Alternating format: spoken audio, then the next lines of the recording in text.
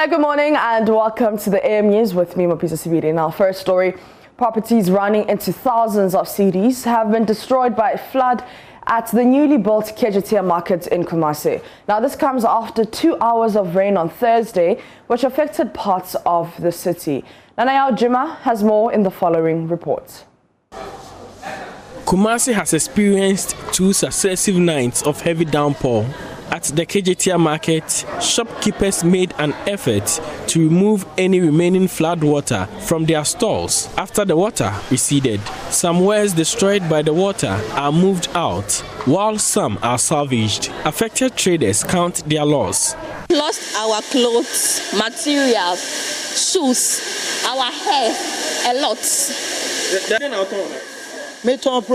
I saw provisions. Some of them are completely destroyed.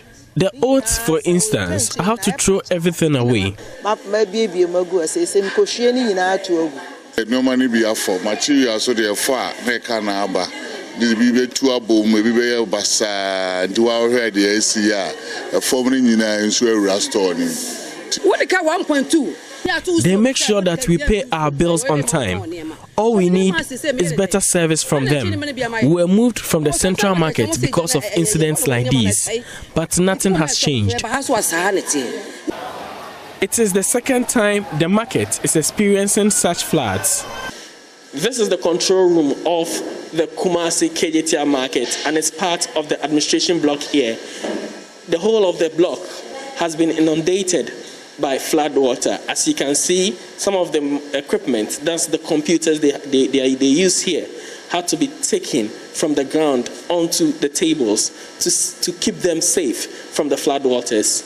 The environs of the market, including the central business district of Edum, also got flooded.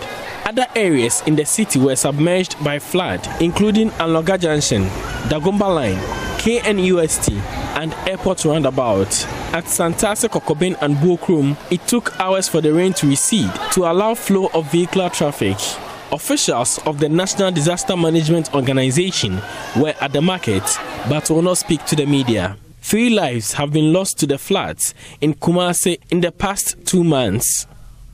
For JoyNews, Nanayao Jima reporting. Vice Chancellor of the Dr. Hila Liman Technical University, Professor Eliasole, is worried about the lack of accommodation at the university. He says this is not only affecting enrollment of students at the university, but is hampering smooth socialization between the students. Professor Soli, who assumed office as the Vice Chancellor of the university a month ago, stated that his greatest priority is to push for the construction of hostels for the university. Correspondent Rafiq Salam reports. The Dr. Hila Liman Technical University, formerly known as the War Polytechnic, right from its establishment almost 2 decades ago as a diploma-awarding institution, had myriad of challenges. Most of the premises used for its establishment were either borrowed or rented, despite the high number of students enrolled. With an increasing student population over the years, government saw the need to not only relocate the university to a new permanent site, but construct lecture halls and halls of residence for the students. As a result, this giant magnificent edifice that contains several lecture halls, conference rooms, and other ancillary facilities were constructed. Students and lecturers at the university for now have no worries or concerns about their lecture halls. However, they have concerns about the construction of a hostel facility which has been abandoned by the contractor and now overtaken by weeds. The Dr. Hila Liman Technical University is the only technical university in the country that has not gotten a hostel facility of their own. The Ghana Education Trust Fund, GET Fund, several years ago started this project to ease the accommodation burden of students. It's been over 15 years since the project was started, and it has not been completed. Vice Chancellor of the Dr. Hila Liman Technical University, Professor Elias Nonta Kondedep Sole, noted that the lack of a hostel facility for the university over the years has not only affected the enrollment of students, but made enrolled students to miss the complete university learning environment as well. Some people cannot come here because, in fact, some people don't even want to stay in private places. They want to be in official university accommodation. And you see, as a university student, there is also a culture in the university halls of residence, which is part of the learning. You know, that's the social bit, where you network more with your colleagues, you learn other things. So I feel that some of our students are missing that aspect. With the exception of students who are from WA, most of the 1,835 students now rent rooms outside the university campus. Commercial vehicles do not ply the route, and as a result, they either attend lectures either on motorbikes or walk for at least 2 kilometers to the campus. Professor Elias Nota said his biggest priority is to get the hostel project complete for the university. He is therefore appealing to the government and other benevolent organizations to help in that regard. Because I find it very strange for a university like this not to have a hostel facility. I understand the only hostel project that was started stalled on the way. I'm sure you all know the stretch I'm talking about. So that will be high on my agenda. I'll try as much as I can, of course with the support of anybody who can help us to get a hostel built. I'm sure that we'll get that done. I can say by the grace of God there should be a hostel here before my tenure ends. This project, if it is completed, will easily accommodate all students of the university. But the way things are, it appears the dream is flamed out. Reporting for JoyNews, Rafiq Salam. Wow.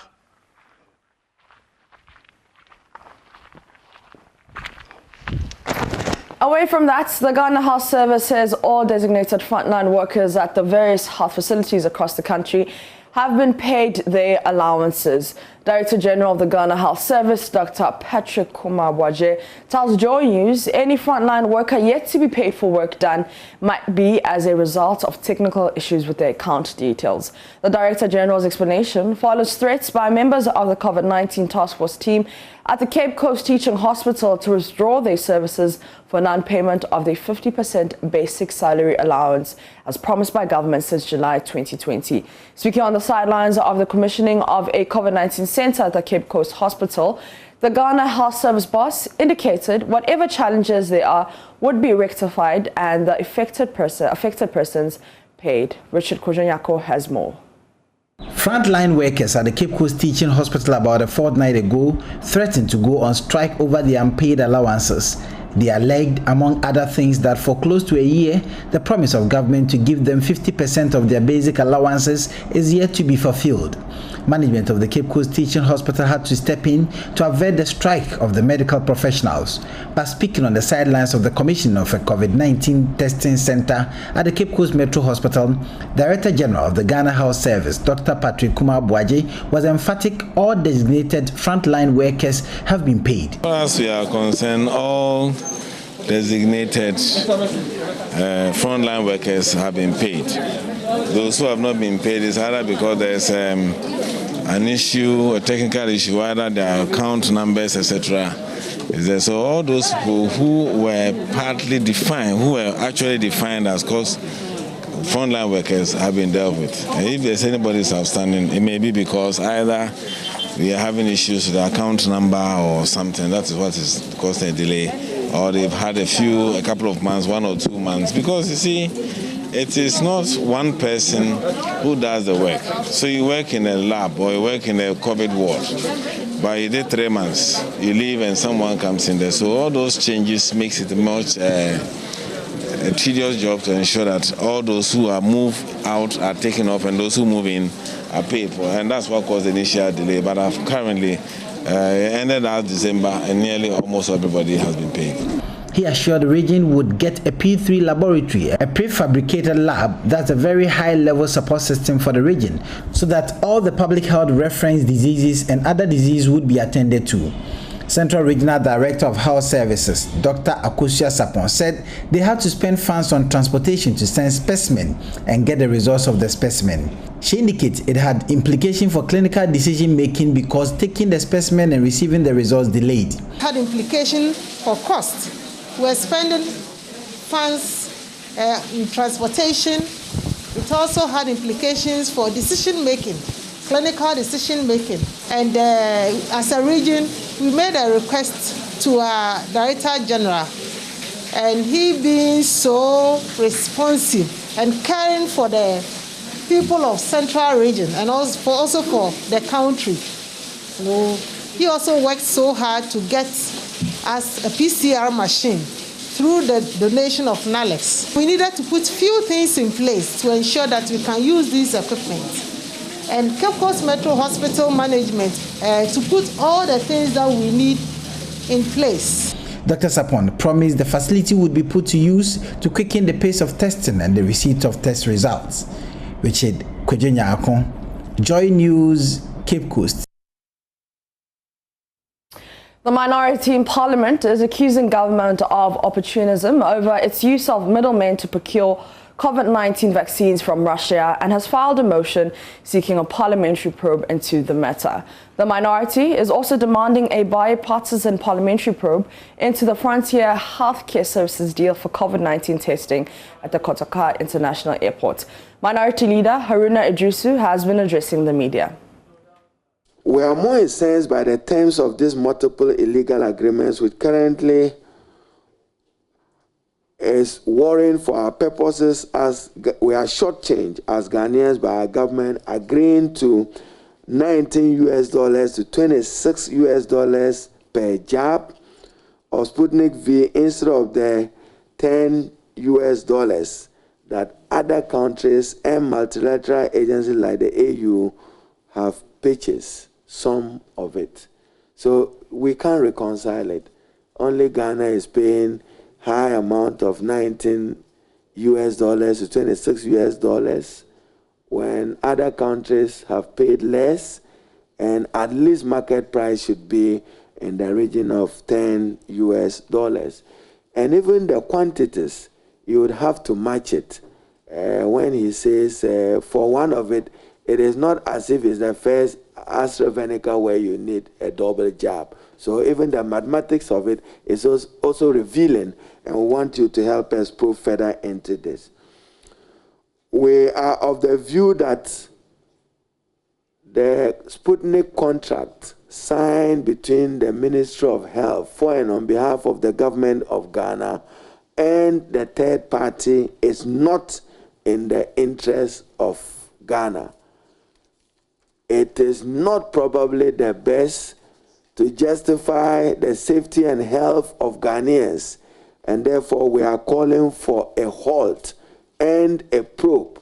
We have accordingly filed a parliamentary motion to demand a bipartisan investigation and inquiry into the matter, and the report will advise us accordingly what course of action we should take. Accountability, you must demand it.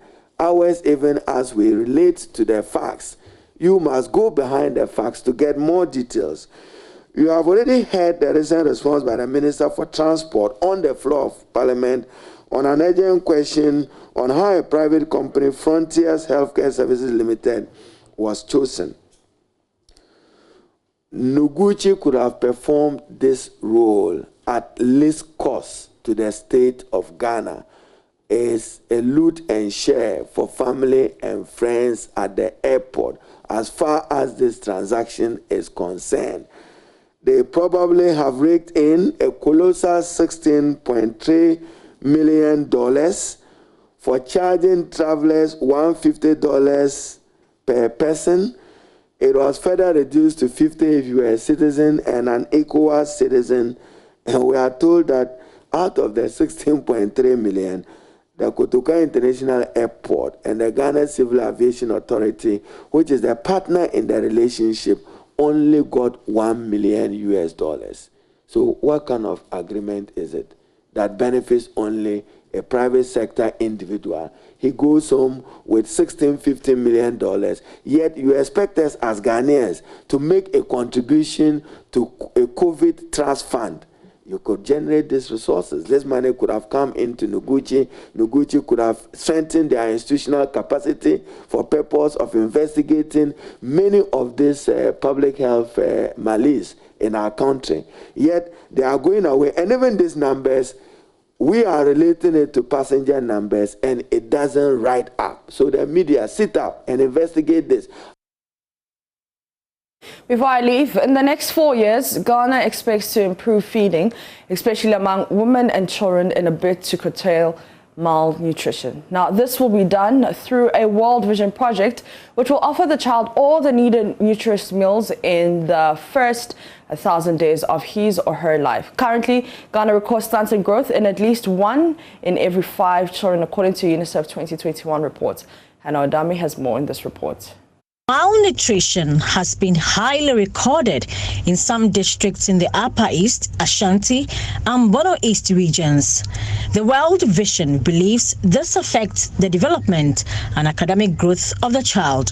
In response, the humanitarian agency will be offering supplementary foods to women and children who are under 2 years old in target areas. Many women know that after the age of 6 months, they must give complementary feeding. But the type of complementary feeding that we are giving to our children is not quality. Okay, so the purpose of this project is to introduce nutritional supplement that the mother can give to the child, even at that very age. And at the same time, introduce feeding diversified feeds onto the homes. So that's what we are improving. We are supporting farmers. National Director of World Vision Ghana, Dickens Tunda, is hopeful the program will eventually enhance nutritious services across the country. This project, therefore, will help these children reach their full potential to make sure that they are productive citizens of this country. About 5,000 households will benefit from this $2.86 million project funded by the Japanese Social Development Fund. A representative from the Japan Embassy to Ghana, Oyama Hiromoto, talks about the sustainability of this project. We continue to work with Ghana and other partners to ensure their children receive the support for their optimal development. For JoyNews, I am Hannah Odami. And that's how we end the AM News. My name is Mapita Sibidi. For more news, you can log on to myjoyonline.com.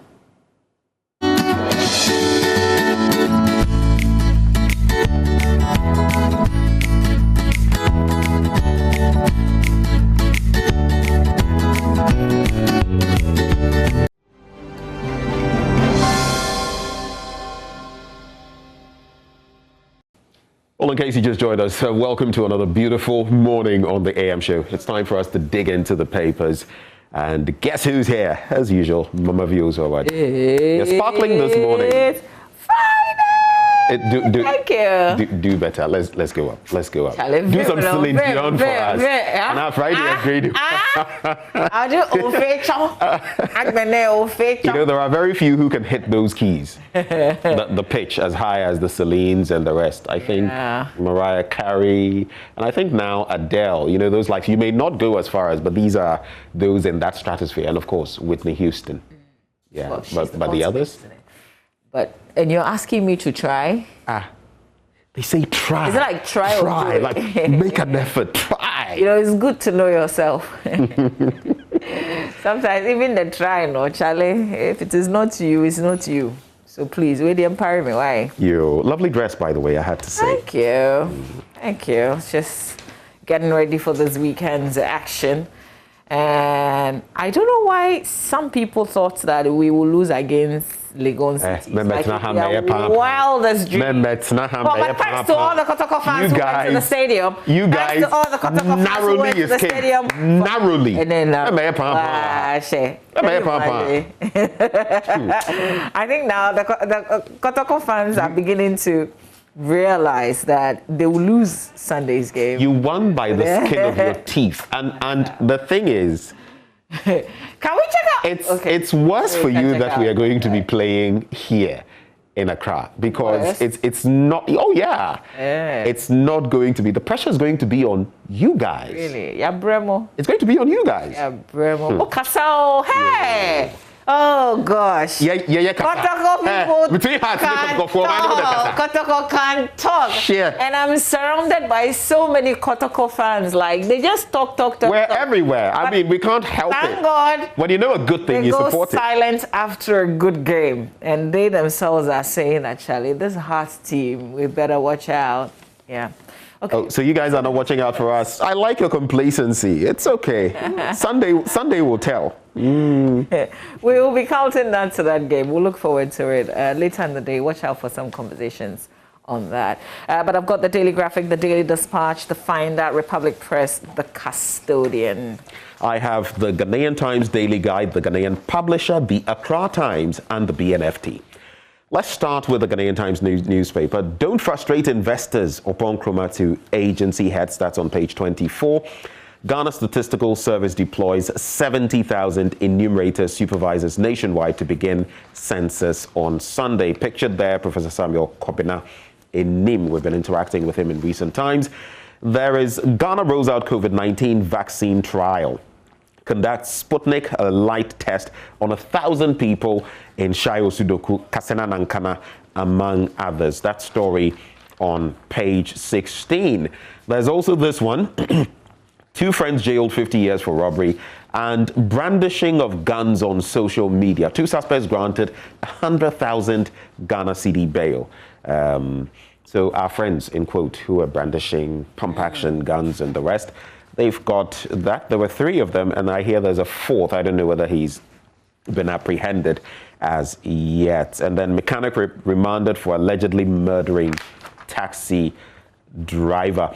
We're also talking on the international front about those heavy casualties reported in Ethiopia, that airstrike, and dozens of people being reported killed or injured after Ethiopia's Air Force bombed a market in the northern region of Tigray. I was following this on the BBC, and in light of their recent parliamentary elections, not looking too good.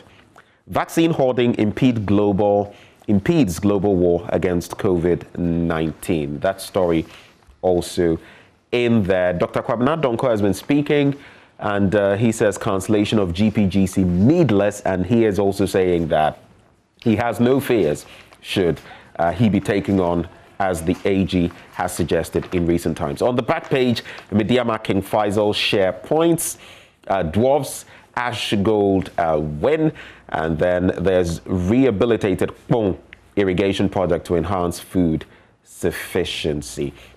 But I think this standing, the league log, is late because Hearts of Oak should, after yesterday's win, but I guess it was late in the day, so it wasn't captured by the Ghanaian Times. The game started at 6.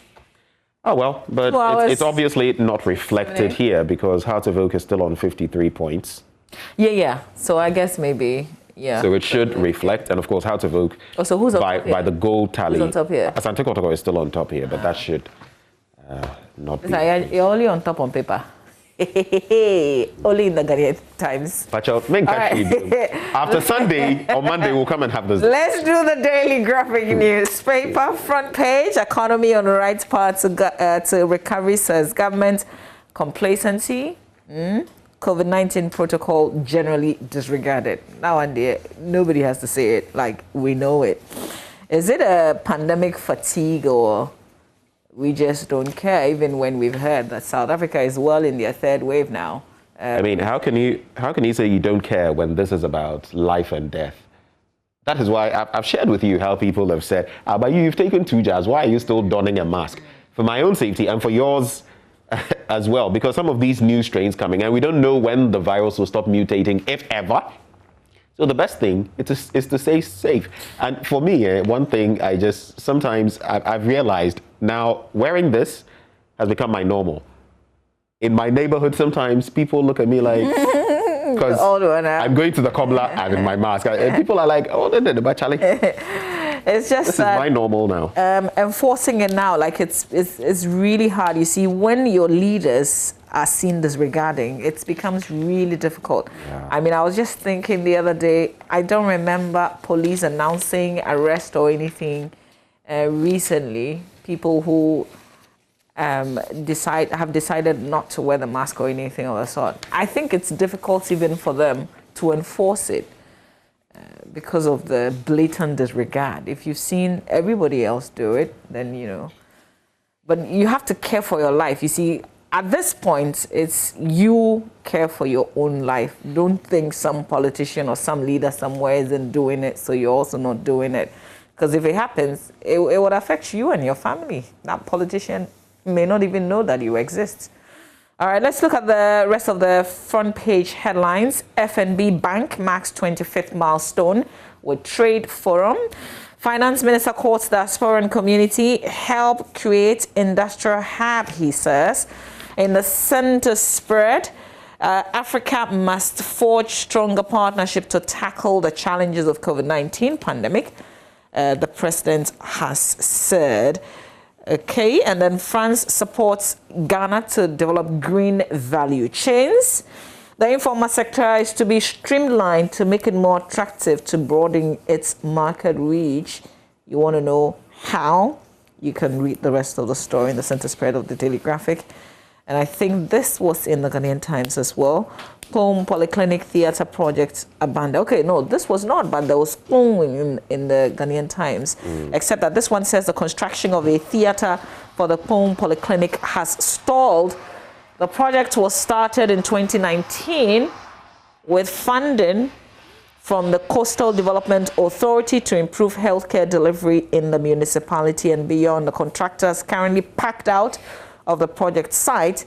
With construction works now stalled, the hospital refers surgical cases to the Tema General Hospital. So this polyclinic is about the biggest health facility in the immediate surroundings of Dawenya and neighboring communities. Due to inadequate infrastructure, patients have been cramped in wards while others have to lie on beds in the corridors. It serves more than 50,000 people but lacks dental and x-ray units, among other key services. And this project has just been abandoned. And you see the abandoned projects captured on the back page of the paper. They say the contractor has packed his stuff. He's not even on site, like you don't even see his equipment on site. There's more to the story on the back page. And then the Gratis Foundation and Hyundai Motors and Investment Ghana Limited have signed a memorandum of understanding to enable the automobile leadership to provide professional vehicle maintenance services. Okay, using Gratis Foundation Center in Koforidua in the Eastern region. All right, that's it for the graphic. Okay, so let's get to some papers. Daily Guide newspaper now. Ambassador Blay inspects new chocolate factory. That's on page 9. NDC MPs walk out on deputies. And that story still in here. No protocol in military. Scholarships boss woos Spanish educationists and 35 foreign fraudsters arrested. That story is on page 7. When you go to other pages here, I like to focus as well on the international news. Many are feared dead after collapse of Miami condo, and it is still not clear how many people were in that part of the building that collapsed. 751 unmarked graves found at residential school. This is in Canada. And you remember that claim that a South African woman had given birth to 10 babies? It apparently is false. And how about some Black Lives Matter? Yes. I mean, I was reading yesterday, and it's captured here as well. Gosiame Sitole. Then there's Derek Chauvin to be sentenced Friday for murder of George Floyd, which is today. And so we're going to see whether he's going to get the maximum penalty according to the story. 13 months to the day after George Floyd was murdered on the streets of South Minneapolis, Derek Chauvin is to receive his sentence. While Chauvin was found guilty on all 3 charges, second-degree murder, third-degree murder, and second-degree manslaughter, Minnesota law stipulates that he will only be given a sentence for the severest of the 3 because they all arise out of the same behavior. In Chauvin's case, because he has no criminal history of convictions, his presumptive sentence is a prison term between more than 10.5 years and 15 years. However, 4 aggravated sentencing factors have been found in his case, and so that could spin matters a bit further. So he's looking at least 10.5 and 15 years. The story about that female student receiving 40 lashes is there, but I just want to get to the entertainment page of the paper. You know our very dear friend Kotoko, P Squared. Okay, so they thought I wouldn't survive alone, and that's the Nigerian music star, one half of P Square.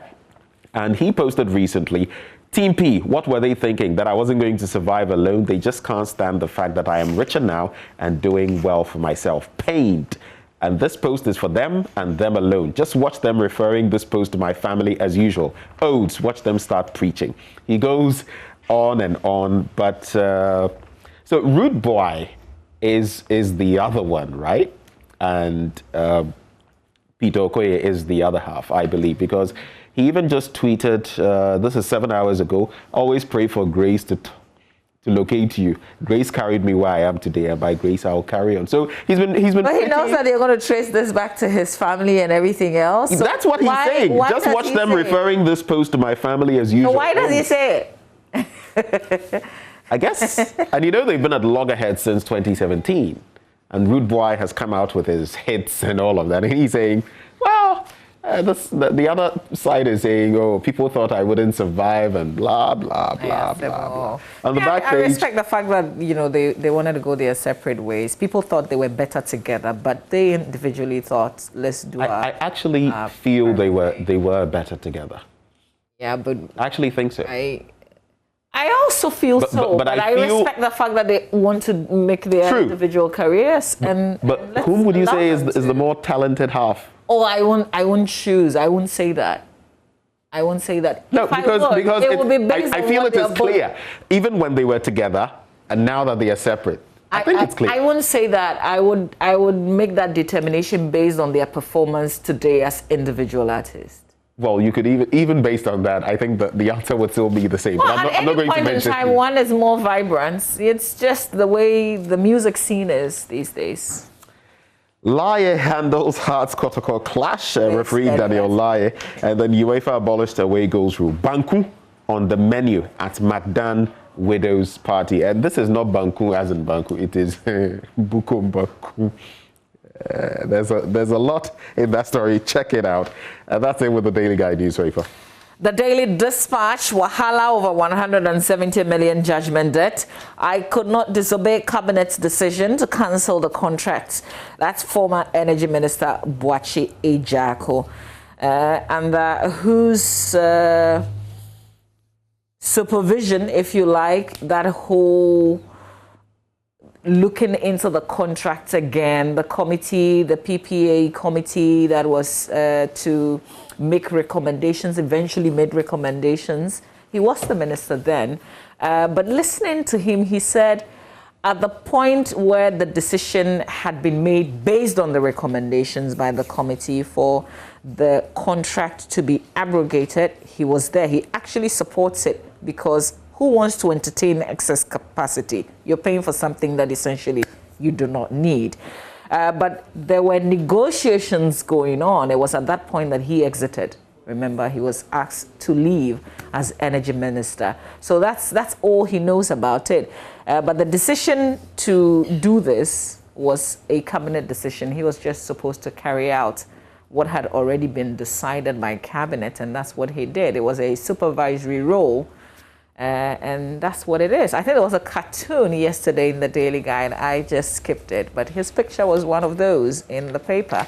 And there are those who are saying, I think he was reacting to persons who were essentially saying that he was part of those who caused us, essentially, to cough up 170 million. So we should deal with him as well.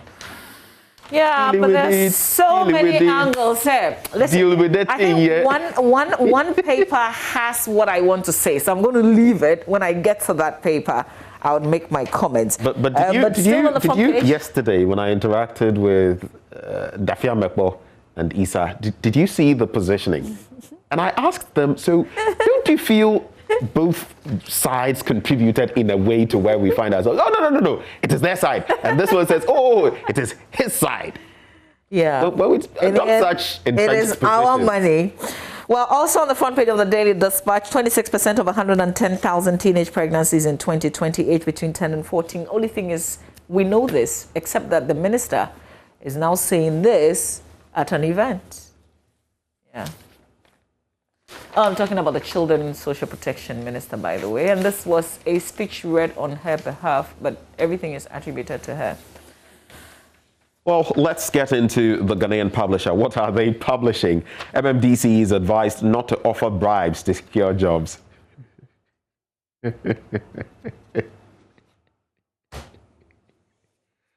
Why are you shaking your head? What's up? Okay. MMDC is advised not to offer bribes to secure jobs. Okay. KGL sponsors... That's the aid to the Chief of Staff, isn't it? Yeah. KGL sponsors maiden GIPC Diaspora Investment Summit. No protocol recruits in the Army, Defense Minister declares. So do they go with a letter or they just go with his name or a call card? I like the headlines from the Ghanaian Publisher newspaper this morning. Who was it recently that... Member of Parliament, I guess, who was, maybe we should just skip his name, who was talking about how he had paraded some police officers, talking about how he had helped them get into the service and that one of them had even been the best shooter, marksman. Yeah, I can't recall the name. No, maybe we should just... Oh, no, I would have, because he posted on Facebook. I went back to the post. I know, but I'm saying we should just it's a post skip that the name. He's proud of. He put the I know, it was a Facebook post. Yeah. But he actually said the words. He said he facilitated, he assisted. Yeah. That's why I'm saying that. I mean, he took the shots of them, even said that one of them was the best shooter, best marksman at the end of it all. But you see, when such things are in the system and we come with, and we've heard other people, not just him, other people on live television talk about how they have influenced, so to speak, and got people into this service and that service and the police and the military and all of that. After thinking really hard about that, he was congratulating them because they made it out successfully from the training school. If you don't pass, if the training school does not pass you, then you wouldn't become a policeman, if you like, or woman, or police officer. Now here's So is it to the point of getting you, to that place where you would now go through the routine. And then fall off. Exactly, or make it. Do you know what would be interesting to know? The number of people these people are presenting and how many of them are getting through, and whether not all of them are getting through, or whether not almost all of them are getting through. Do you understand what I'm trying to say? I do. Then the point is it that usually when these protocol groups go, some of them may even be passing at the expense of other people who may be very qualified, if not overqualified, simply because these people were handpicked, handheld, and taken there. That's another angle we ought to be looking at. Okay, so how far does the facilitation go? Well, so big matter to discuss. It's just because, you see, somebody could recommend you for a job, okay? But it's just for you to go through the process. If you fail, you failed. You won't get the job. Yeah. It doesn't mean because Benjamin recommended me, I was favored to the extent that I wasn't properly qualified, but they gave it to me because of Benjamin. Yeah. But you and that's the point. But you can refer me, and there's nothing wrong with that. No, there isn't. If there's an opportunity somewhere, you can tell me, oh, Mamavi, there's an HR, blah blah blah blah blah blah, and I had a conversation with her, so she's expecting that you put your CV through. Justified, but you see, in the workspace, in a usual work environment across the world, that wouldn't be such a big issue. But it becomes problematic because this is the security apparatus of a country, first of all. And then we've been talking about political party militias. we've been talking about the influence of these political parties in our security establishment. And we've seen the sort of things that we've seen already. And we have, I continue to say, an executive that is overweening, too powerful when it comes to you're appointing IGP, you're appointing this, you're appointing that. Already that's problematic. So when this feeds into it, then you have, recently, who was it that I heard? One of the NDC members talking about the fact that when these things continue, if they continue, then they too, assuming they come to power at whenever they are going to come to power, then they will also come and be forced to, I remember, that is what the person said, compelled to also do same. So when we have this back and forth where it's the political ping pong we're playing, where's that going to end us? That's my problem. So I think it's context is what you've provided. And if you put it in that kind of context, yes, absolutely. Well, we'll probe $170 million judgment debts. Let me just wrap up with this one. Ivory Coast sentences ex-PM Guillaume Soro to life imprisonment. And then health alert, COVID-19 cases on the increase. That's the Ministry of Health. I don't know how long you think dating should go, but 9 years later, I'm finally getting married to my best friend. That's a lifestyle story there on page 10 of the paper. How long do you think? Well, some people are friends for a long time, like they're friends growing up. So I think there was a celebrity couple that I heard that about recently. I've just forgotten.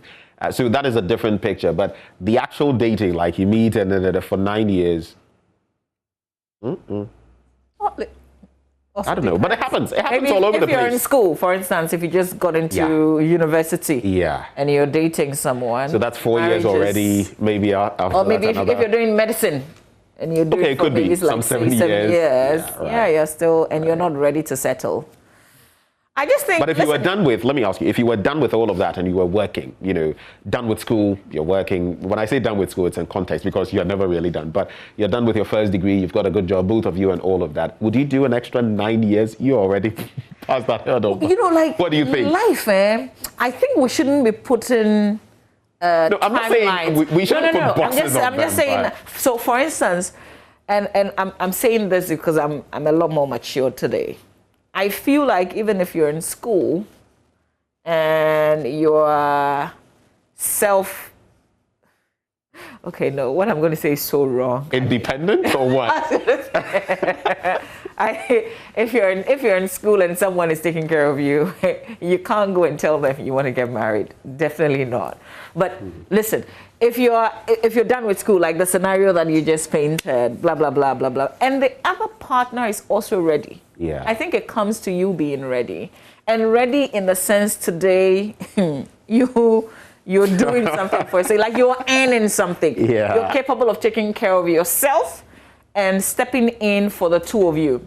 And even factoring in the bit about a child, because that's a possibility right there. Exactly. But I think if there's anything I would share, it will be don't jump straight away into making babies when you get married. Like, don't do it immediately, because you see, sometimes it can just disrupt your whole life. So sometimes you would have to stop work depending on how you're taking the pregnancy and how it's dealing with you or not. And so, it can destabilize you. So if you can just wait a year, maybe second year, you can start thinking about that. But the two of you must be ready.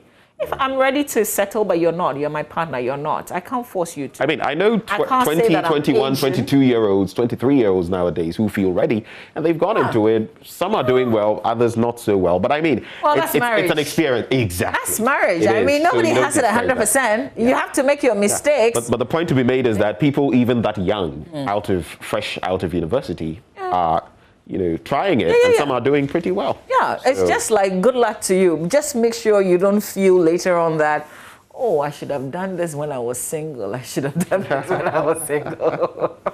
It is. Mama, I'll leave you to wrap up on the rest of your paper. Maybe we can do my Joy Online. All right.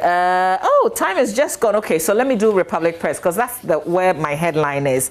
Blame game is on as NPP and goes over who caused 170 million judgment debts. So that's where we are. See, we see all the actors in this. It's like a Kumawood movie. All the actors coming out. They hear something, then they come out here and come and react. But Now who caused them? They did the causing, and we are here, and nobody's taking responsibility. You see how it is? Beautiful. I feel that is one major flaw, and as media people, we know sometimes you do something and you'll be taken on. You must bear responsibility. You get it? Yeah. Our leaders, I feel that is one of our major failures in this country. Leadership practically never accepts responsibility. Practically never. There's also a very important headline here. Northern floods, 35 lives lost in 3 years. And then this one, just go down. Can we push the paper up so our viewers, or can we take the, that's it. Doomsaw is not back. It's maintenance work, according to the president. What is Doomsaw?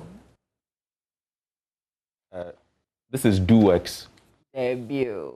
No, this is DoWorks. It's just that, Mr. President, Doomsaw is when you take the light off. That's just what it is. You know, like, we don't, are you for saying maintenance or whatever. There is wait, hang on. This is factual. There's a timetable announcing that areas will be going off at specific times. That's Doomsaw. There you have it. Case closed. Let's do my JoyNews. I'm not an expert in this matter. No. I don't have expertise in this matter. Like, Doomsaw is not like a sophisticated but even, word. Let's even forget the whole surrounding list and all of that. Doom. Say you doom. Thank you. Please, myJoyNews.com. This is why we don't want to debate. We don't want to do a DCMPP about this one. It is Doomsaw. That's all. All right. Then can you see that? Well, let's do My Joy Online. That is nonsense. Chatu Chikata on burning excavators. Yes, he's been sharing his thoughts on that. And he was actually speaking to a class. Yeah. This was a lecture. Yes. Then chilling details of how suspects killed 12-year-old boy in Nonyikpo for rituals. MP files urgent question over cost of Bahamas chartered flights from 2013 to 2016. It's another interesting one. I say, then let's go back. Let's go back and see. Kumasi floods destroy where at Kejetia Market, and Amnesty International opposes attempts to pass law criminalizing LGBTQ plus. We're talking about that $170 million judgment debt as well. Attorney General looking for a scapegoat for wrongful termination of contract. That's according to Dr. Kwabena Donko. And then House Mistress, that's a story we'll be discussing today as we hit the regions, allegedly injured student through caning. Minority demands probe into procurement of Sputnik V vaccines through middlemen, and farms, water sources destroyed by illegal sand winning at Odumechi in the Ashanti region. There are many, many more stories that you can check out on myjoyonline.com. There's a situation in Miami. Rescuers are desperately searching for any survivors trapped in the rubble of a collapsed 12-story residential building north of Miami. So one person, that condo that collapsed, the story, is dead, but there are 99 others who are missing. Wow. Yeah. Okay, listen, today is a colleague's birthday. Senior sound engineer Joseph Logosu, is your birthday today. Mr. Logosu, happy birthday to you. And tomorrow, Saturday, is Hannah Odami's birthday as well as Seyram Abla de Souza.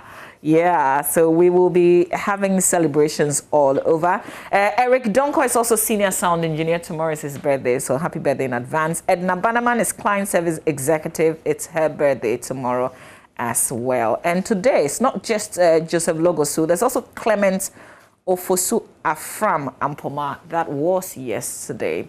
All right, so now that we have the birthdays cleared. So belated, current, and coming. Yeah. Happy birthday to all of you. And Logolege birthday to Mr. Logosu.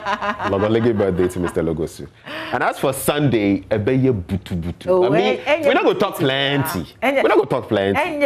Allow the complacent squad here in Accra to do pan. Just watch yesterday's game between Legon Cities and Accra Hearts of Oak. And then Legon Cities is not wait. No. Just watch the play, and then you can figure out how it's gonna go. Okay. Why is Muftau looking at me like I'm saying something that is?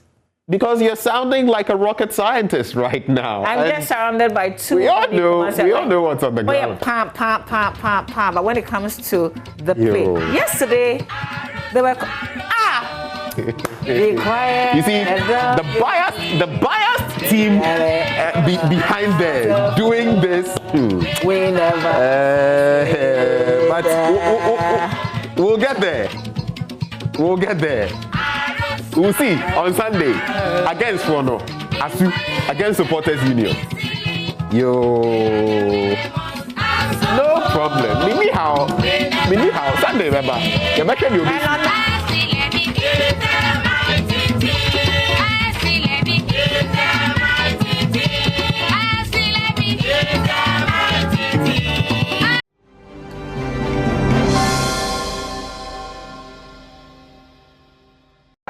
The phobia fans are continuing to believe, and they are beginning to believe that at the end of the Premier League season, they could be exorcising a ghost that has haunted the club for the last 11 years and almost 12 years. In this period, they've not been able to rule the rest of the country as a Ghana Premier League winner.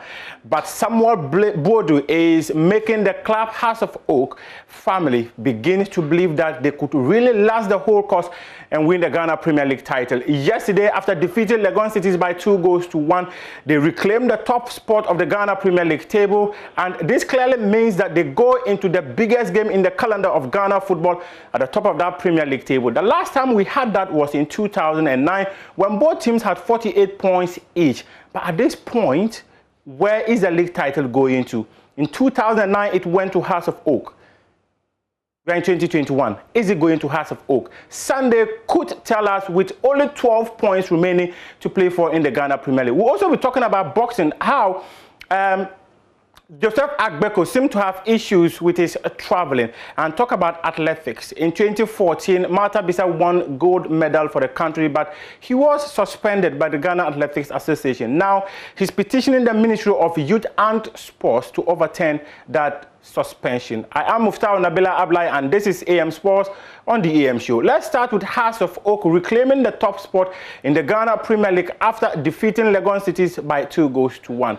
In the other fixture, Ebuswan Dwarfs sank into Allies further as the 11-1 continued to sink into the relegation pit. They might not just survive it. And Ashgold also put 5 past Liberty Professionals. Over Isaac Mensah. Whitespan Ganza whistles for the commencement of the game here in Accra. Legon Cities up against Anaya. That's what to find Victorian Adebayo. Up against Robert Addo. Trying to create space. Adebayo! Benjamin Afutu to Fatah Mohammed.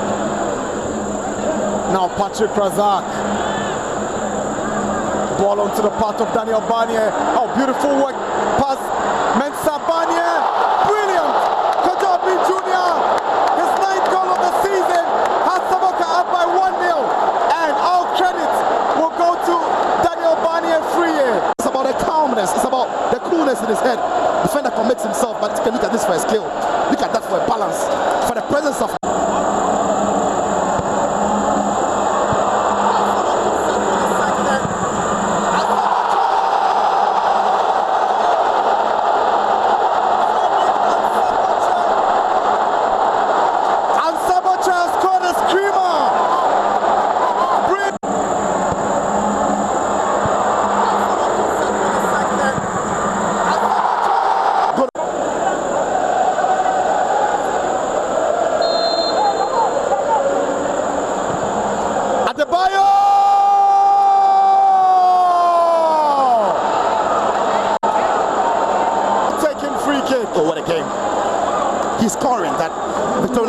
He's not looking up, crossing it. It's the first half of the game between Ebusuan Dwarfs and Inter Allies. Inter Allies are sporting the all-white outfit, and Inter Allies want to pounce on every loose ball that they can get. It's a long driving ball on the far side. Simon Mati did not see that, but a shot on target. Far post. Good ball control by Michael. Seidu has been let loose. Can he beat his marker? He needs the support. He's allowing Inter Allies to gather. This is George.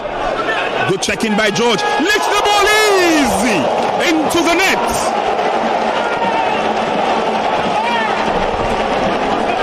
Super goal. Super goal.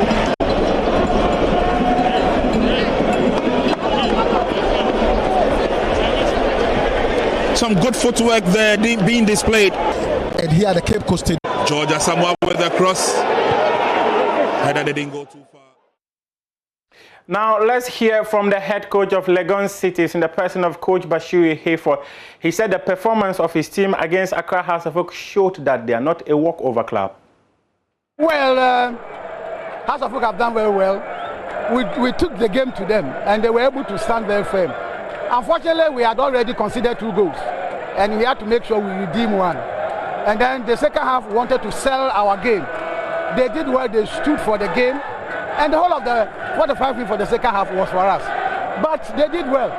And I think we have showed a very beautiful game for Ghanaians to see that Legon Cities is not a team to joke with. Legon Cities a defeat though, but what does that mean for you guys going forward? A few matches to end the season. Can you make it? Well, honestly, where we are even lying now, we have struggled very well because we didn't start well. Everybody knows it. And I said it somewhere that even if they give us the rest of the match, they give us the points and they stop the rest from playing, still we cannot take the lead. But we want to prepare the team very well for people to see that this is a team to beat. All right, all the best with that. Yeah, that was really impressive performance from your side though. But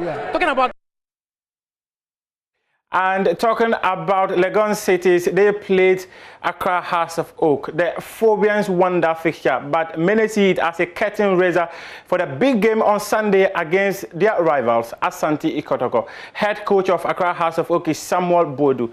He says that fixture against Asante Kotoko is not a game they have any issues with, but it is the points that they have issues with. Do not have issues with Asante Kotoko, but we have issues with the 3 points. What I need from them is they should come in numbers to support the team and the boys as well. We are going to deliver. They shouldn't worry at all. You think Kotoko will be an easy one for you guys? We need the 3 points. We don't have a problem with Kotoko, but we have a problem with the 3 points. So the 3 points is going to be House of Folks come Sunday? Yeah, we are looking for that 3 points. They have no problem with Kotoko. They have problem with the 3 points. Sunday is a big game. Now let's take a look at the season of Kumasi Asante Kotoko so far as they walk into this fixture against their top rivals in the Ghana Premier League, Accra House of Oak. Asante Kotoko came into the new season with renewed energy. The club had appointed a youthful president, Nana Yamponsa, a man with ideas. Kotoko's squad was star-studded with 8 new signings, including goalkeeper Razaka Balora, defender Yusuf Mubarak, midfielder Fabio Dos Santos Gama, as well as striker Ivan Sadomako. The objective was simple: to win the league title which had evaded them for almost 7 years. Maxwell Kunedu was still in charge, and everything suggested it would be a smooth ride for Kotoko. The Porcupine Warriors were given a rude awakening after winning just one of their first 4 games played. Their only loss, which was to Great Olympics, led to the sack of Kunedu. Johnson Smith and Abdul Gazelle all had brief spells to steady the Kotoko ship. However, amidst all the chaos, Kwame Poku grew to become a shining light, holding out the mantle of the Kumasi-based side. His 7 goals in the first round of the league kept Kotoko in the title race. His final goal came in a record-breaking game at Inase as Kotoko beat Karela away for the first time in their history. Unfortunately, a good offer came from MC Algiers and Kotoko kissed Kwame Poku goodbye. Kotoko signed Michael Vinicius, Andy Kumi and Solomon Safu-Taylor in their pursuit to replace their former number 9. The Porcupine Warriors had a man to re-strategize ahead of the second round and appointed the experienced Mariano Barreto as head coach. There was immediate improvement. Kotoko could finally score, and in Barreto's second game in charge, Kotoko scored 4 goals in a game for the first time this season. Kotoko's only blip under the Portuguese coach came at the adopted home ground at the Lenkley Stadium against Mediama. The Porcupine Warriors have been impeccable in the second round and now have their destinies in their own hands. Victory in their remaining games will ensure they are crowned champions of the 2020-2021 Ghana Premier League season. Right time, deadlock is broken. We are in for a game.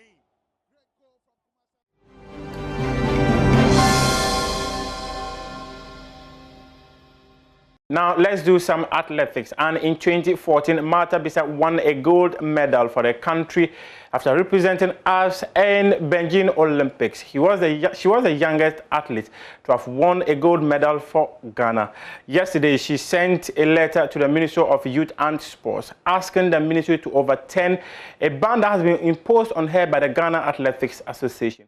Many would recall that after winning the gold medal, she was led to the Jubilee House, where she met former President John Dramani Mahama, where a substantial amount of money was reportedly given to her. But claims were that the leadership of the Ghana Athletics Association had asked her to pay some money before she's given an opportunity to have a scholarship of studying abroad.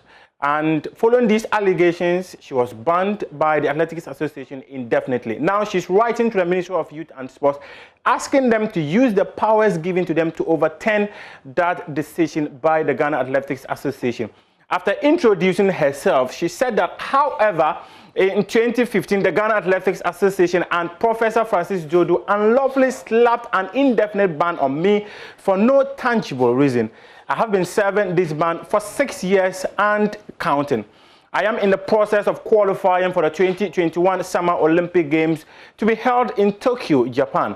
I therefore call on the Ministry of Youth and Sports to intervene and use the powers to overturn this unlawful and unjust infringement against my human rights and gender. Please note, this also happened to me when I was a minor. That is what she's saying in the letter that was sent to the Ministry of Youth and Sports, calling on Mustafa Yusuf and his team to overturn the ban that was imposed on her.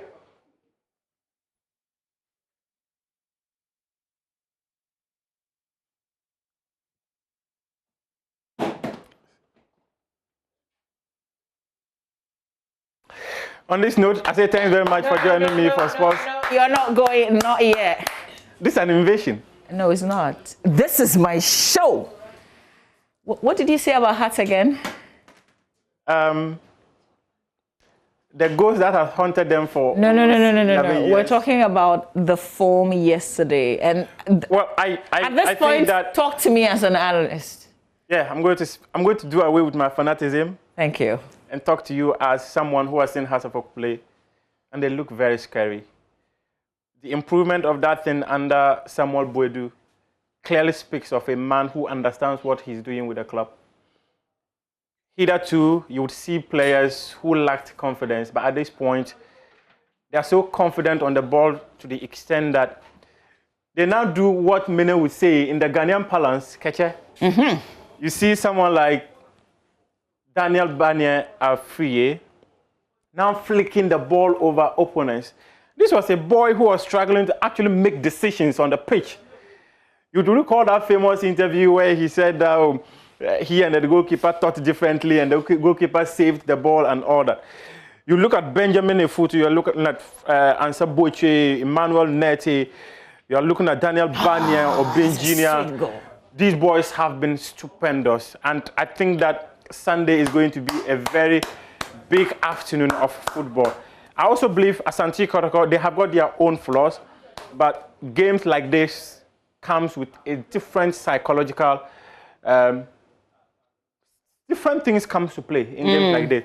So just maybe it might be a difficult afternoon for Kotoko. It could also be a difficult afternoon for House of Oak. We've seen this before in 2016 when House of Oak were on a very good run. Kotoko were struggling. Then came in Michael Osei, won 3 games in succession. They came to Accra on May 2 and defeated House of Oak 1-0, following that howler from the late Sulaiman. Just maybe this could be a different story, but I do hope that it wouldn't be a different story. You are hoping. Yes, you've done the analysis, the kind of technical knowledge you have, me, I don't have. Yeah. You've done a beautiful analysis, and then in the end, you are hoping. You see, the point is that many would tell you that games involving House of Oak and Asante Kotoko, they go beyond the form of either of the teams. In recent years, the last time House of Oak won against Kotoko was in 2017. That famous Samuel Suka penalty in 2017. And as later said, they influenced that decision. But clearly, if you look at the trajectory of House of Oak and Kotoko matches at the Accra Sports Stadium, they've always gone the way of Asante Kotoko. That's why I think that Kotoko might just come in believing that they've got what it takes to actually win this game. And don't forget, the 12th man could be a factor in this game. I wish we could have had 30,000, 40,000 spectators at the stadium to watch this game, because it's a game that is going to be really huge for either of these teams. Yeah. Hearts want to end about 11 years of failure to win the league. Kotoko wants to end 7 years of failure to win the league. So the storylines are many, but because of COVID, they say absolutely. Yeah. But yesterday you said the Hearts fans stayed way after the they stayed way after the game. 2 hours after the game, they were still at the stadium cheering, and that's why I'm thinking that since 2009, we have seen quality. Is this from yesterday? Yes, this was yesterday. Wow. We have seen quality players come in and go. The likes of Douglas Nkrumah, the likes of Wilfred Kobana. But this generation of House of Oak players seem to be on a different level with different confidence. Moro Salifu, stupendous footballer. Daniel Bania, after winning that under-20 Cup of Nations for Ghana with the U20 team in Mauritania, has been a different player.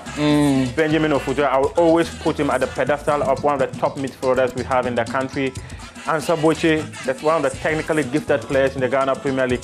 But when I start talking about Kotoko to you, go like, hey. No, we're not we're done. We're done. You are wrapping up. I came to ask you a hard question. So why would you start talking about Kotoko? Why? No, yes. Like we want an objective conversation. I beg. No. Who is balancing what? I asked you a hard question. So what are you balancing? No, I just want to tell you that Emmanuel James. Please wrap up. Mukhtar, I will wrap up. Well, that's it for sports this morning. What he brought to us, not this one. You are a Kotoko fan, aren't you? I do. I am. Yeah. So a big Kotoko fan for that matter. So why would I want you to? Why would I want? No, but just to paint the quality of the Kotoko team. Please, I beg you. Mudashiru. No. I'm dedicated. I'm dedicating my look this morning to a man who is Papa called Sesakwe. This is to you. From your masters to you. Stay with us.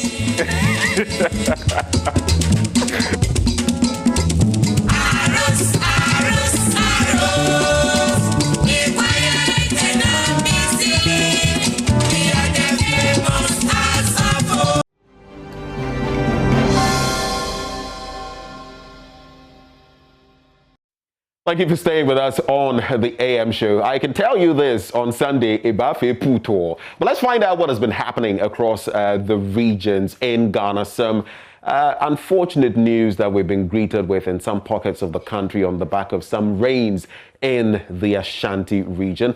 We connect now with my colleague with Love FM, Nanayao Jima, who joins us for this conversation. Nanayao, thank you for joining us as we get into the nitty-gritty in the Ashanti region. Let's start with the rains. The floods have come 2 days in a row, and many have been affected. That year-old boy losing his life.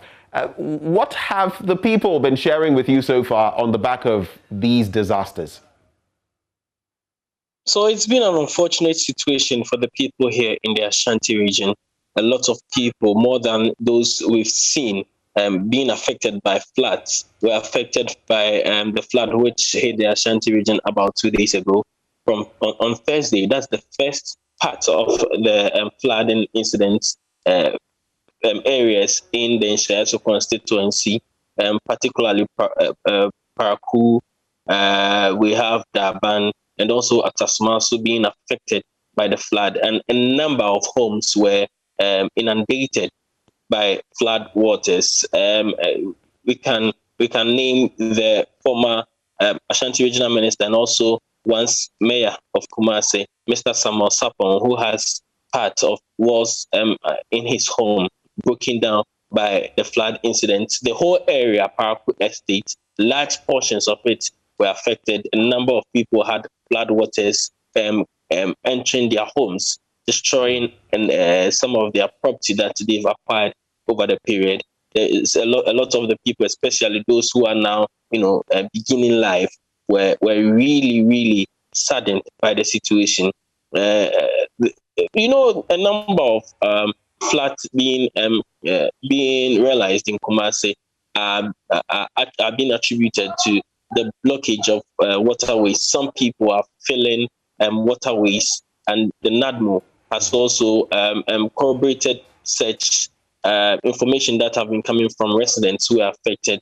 Waterways are being filled by private developers to put up their homes or for new development in these areas. So the areas that I'm talking about, that's the Parakou Estate, the Daban and Atasumaso are classified as first-class residential areas, and these are areas a number of people would cherish to live in. So lands there are hotcakes. Due to the difficulty in acquiring lands, some people are buying lands in waterways and filling it up for their own construction. And this have been the major reason why we have the Inshayaso constituency, as a matter of fact, the first-class residential areas being the largely affected areas by the floods. Also, traditional areas like Sawaba and other communities where there are challenges with bridges and drainage are also getting flooded. This is probably the flood which has largely affected most of the people in the Ashanti region. I haven't witnessed or covered any of such incidents since I started my journalism career. If you come to the Ashanti region, virtually every area is experiencing some flood.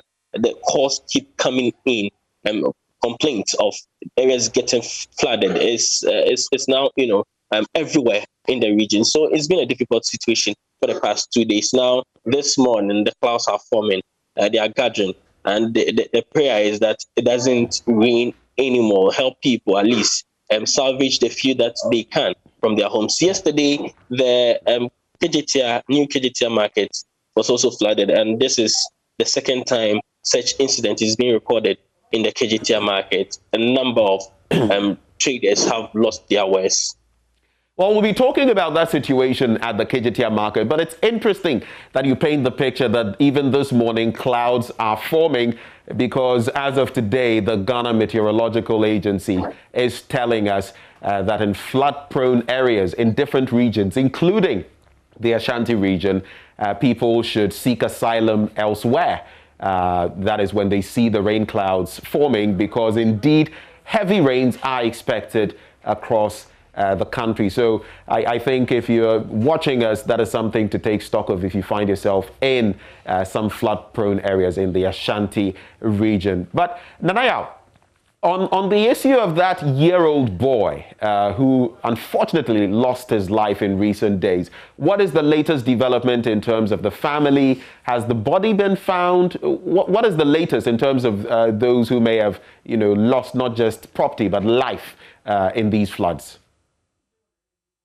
So in the past 2 months, I've covered different incidents of flood, and 3 lives or 3 deaths have been recorded through flooding in the past 2 months in the Ashanti region.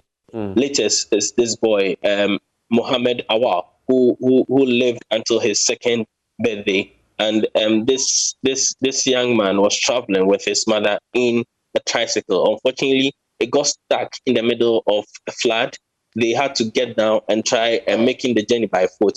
This was when the boy and his mother were swept by the flood waters. But fortunately for the mother, she was rescued by some people, but the boy died in the incident. The body has been found somewhere around midday yesterday by a search party, which the assembly had to release into these areas to help find the boy. So the boy has been found dead, and the families made efforts yesterday to bury the child.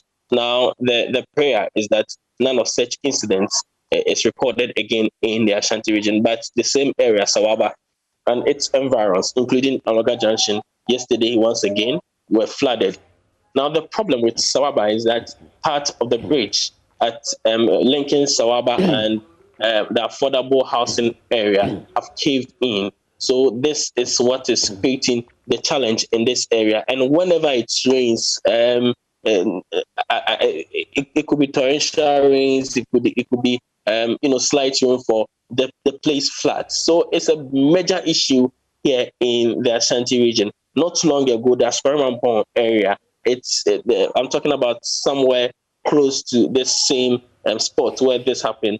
A whole container was swept and a family of 4 died in the incident. So it's a major challenge for the Aspermampong Municipal Assembly. This is one of the things that they are seeking to find solution to, that floods in the area and the deaths that have been that are recorded every year from the floods in this area. Family of the deceased are still yet to get over the death of the child, especially the mother who the young boy was traveling with.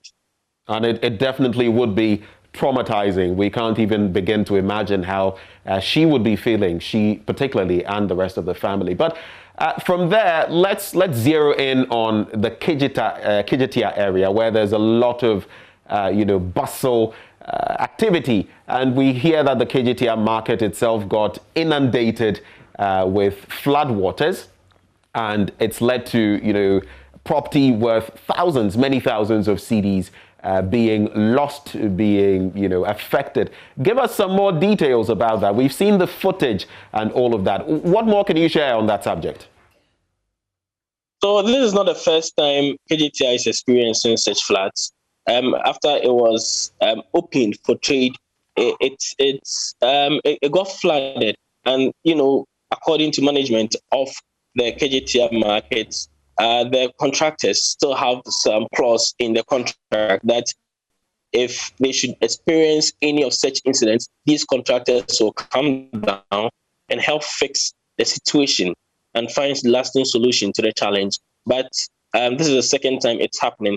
According to contractors, according to management of this KGTI market, steps have been taken. So we do not know how this second incident was again recorded. Yesterday, it was, I should say, the area that flooded in the market it was more than what was realized in the first time. This time, even the administration of the market, that's the offices of the administrators, flooded.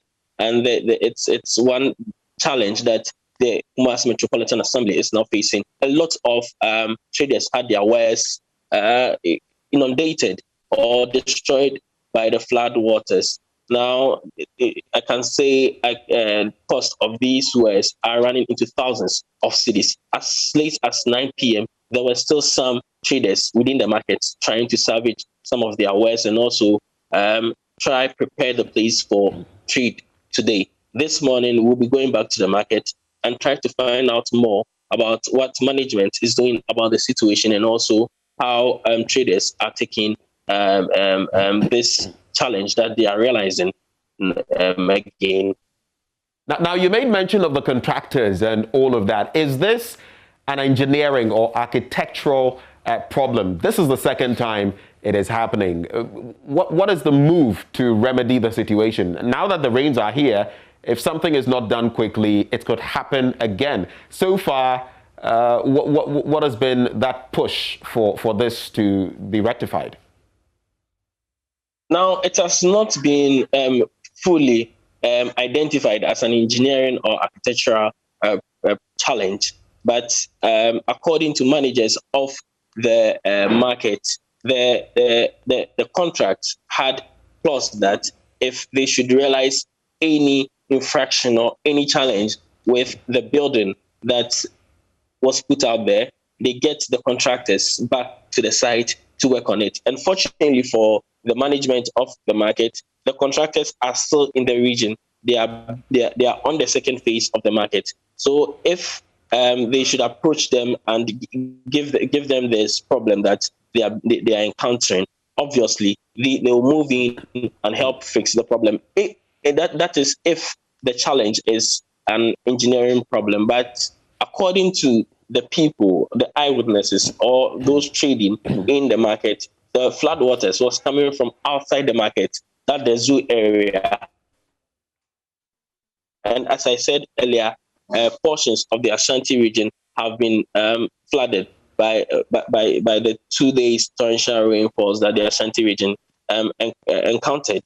So we are yet to ascertain whether this is a situation or a problem that the contractors of this market can fix immediately. That is, if it's an engineering or an architectural problem.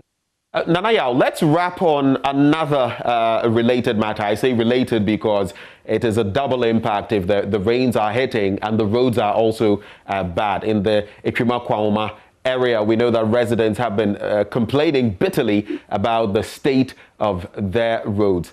What is the latest you can share with us on, give us a picturesque view of some of these roads, where they can be located, and what the residents have been saying, really? So the Ikrimakwauma road, that's the main road.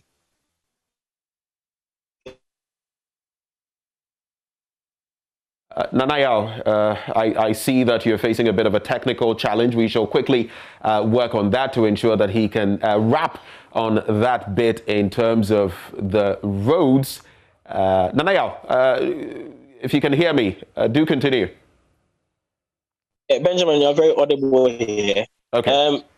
We are talking about the main road which links part of Kadaso and Trebum, Fwase, and other communities which are in the Ikrimakwauma constituency. Now, this area we are talking about here is very central to the Ashanti region.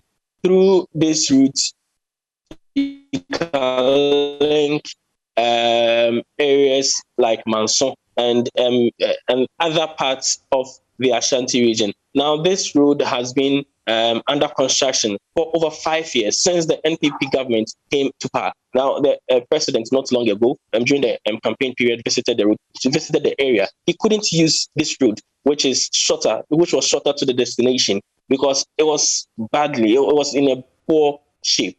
So, if I can give you a picture, I paint a picture of this area.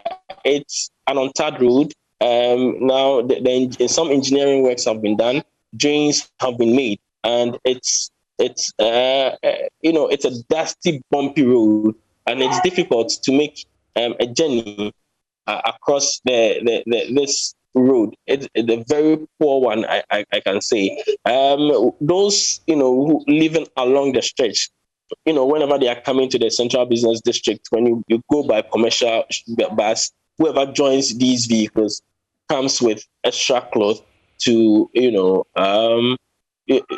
at least to help them get along the route, especially so that they are aware their clothing will not be dusty. So it's a very poor road, dusty and very bumpy. Now, during the electioneering period, the president visited the area.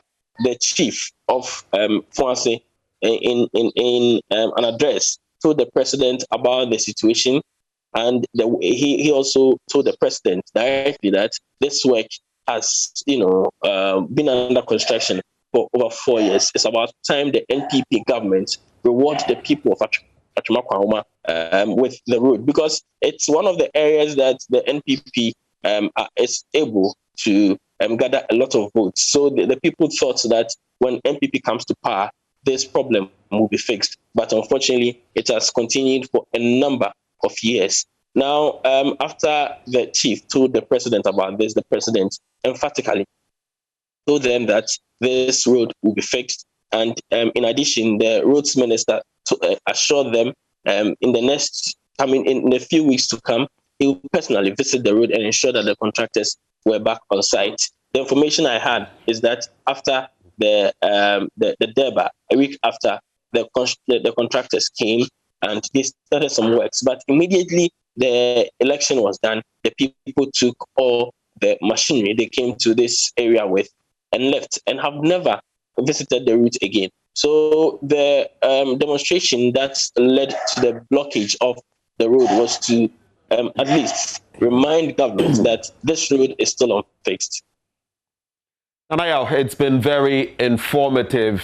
Thank you so much for bringing us the scoop as far as the latest is concerned in the Ashanti region. My two takeaways, well, as the rains are hitting, you can imagine what those people in that area, Ichuma, Kwalma, would be facing, especially on these bad roads. And for 5 years, they have been waiting for the road to be fixed. A good thing that Mr. President has seen it himself and has made some promises together with the roads minister. I guess the fact that he himself could not use that stretch might send quite a message. But we're also connecting with Richard Kwejonyako in the Central Region, and we know of the story of that student who recently received some 40 lashes with a lot of damage done to her buttocks. And that raging story continues. Richard, a very good morning to you. Thank you for joining the conversation. Good morning. Great. So we know about this story of the young lady who received 40 lashes. Her colleague student refused to receive those lashes simply because they went out without an exeat in the KEEA area. Now, give us the latest on this development. I know the lady had to receive some medical treatment. How has the community, that academic community, received this development, and what is the latest as far as that headmistress is concerned? So there is a mixed reaction to what has happened in the Commander Secondary Technical School, whereas other people feel that corporal punishment has been abolished in our schools, and so this shouldn't have taken place in the first place. Others also feel that the children that have been entrusted in the care of students, especially those at the boarding houses, ought to be subjected to some discipline. Here they are in the boarding house. 2 students go out and then return in 2 days' time, and they say that, well, even though they know that they erred, they shouldn't be punished. And you know that after abolishing corporal punishment, there hasn't been any code of discipline for the schools to use. And so when someone erred, they were asking what sort of punishment should be given to such students. And so it provoked some reaction from people that, well, corporal punishment should not be meted out to the students, whereas others feel that, well, corporal punishment, a little of it is not harmful. But the 40 lashes, the teacher in question says she did not count the number of canes she gave her, but it wouldn't be up to the 40 lashes the child is saying. But whatever it is, I mean, the child is badly bruised at the backside. And so the teacher in question was also invited by the police, was detained because she's been investigated for assault and for causing harm to the body of Sarafina, the student in question. The report is ready. You know, the Municipal Education Directorate tasked some people to go there to investigate the matter and then submit a report. The report is ready, and the district director of education is yet to make that particular report public. But we've had some snippets of that, and that included the fact that the children spent 2 days in the house and not the 1 day that is being speculated. And so that's really what it is about what has happened at the Commander Secondary Technical. So some defense there by the house mistress when it comes to meting out this corporal punishment to serve as a deterrent to maybe others here. But what can you share with us in terms of the current state of Sarafina Mensah? Has she received, the medical treatment you speak of? Where is she now? Is she back in school? Is she at home? What is the latest?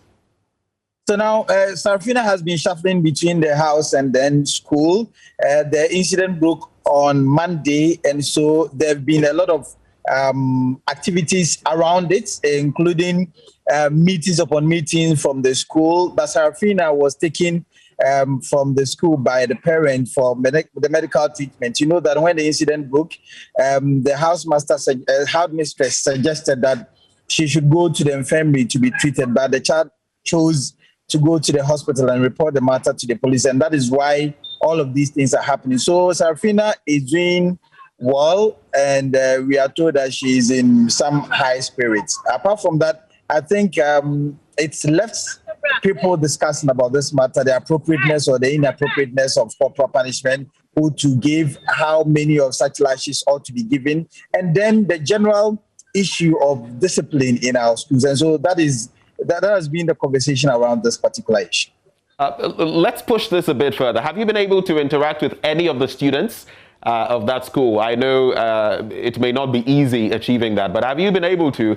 And if so, what have they shared with you? Well, so I have been interacting with some of the students, and then Sarafina, I had an interaction with her. She had a phone. So there has also been questions about the use of mobile phones, even though students at the senior high schools are not expected to use mobile phones, but Serafina was using mobile phones. And then the teacher, the house mistress in question, according to the narrative around her, from both teachers and students, she is not that bad person, very calm, cool, but she's a disciplinarian. And so she would move every minute or every inch to ensure that discipline is really enforced. But we do not know what really happened. And the teachers say that, well, it cannot happen that the teacher in question gave the child 40 lashes as the child has been alleging. So the conversation around all of these is that the children have become very hard nut to crack, because they know that, well, corporal punishment has been abolished, and so they can choose to go to town without exit. They can choose to do other things as well without being a discipline or something. And so that has been the total discussion around this matter. Richard, I can't let go of you without making mention of the rains. And as I indicated to Nanayao a short while ago from the Ashanti region, there is that latest development as far as the GMET is concerned, giving caution to people that, especially in like the central, western, Greater Accra, Ashanti regions, in flood-prone areas, people should be very careful that in the coming days, in the coming week or so, there are going to be heavy rains, and that people should seek asylum when needed. What is the current situation when it comes to the rains in the central region? What is the latest you can report on that? And what has been happening, basically? So what's been happening in recent times, in the past few days, is that it's been raining incessantly here.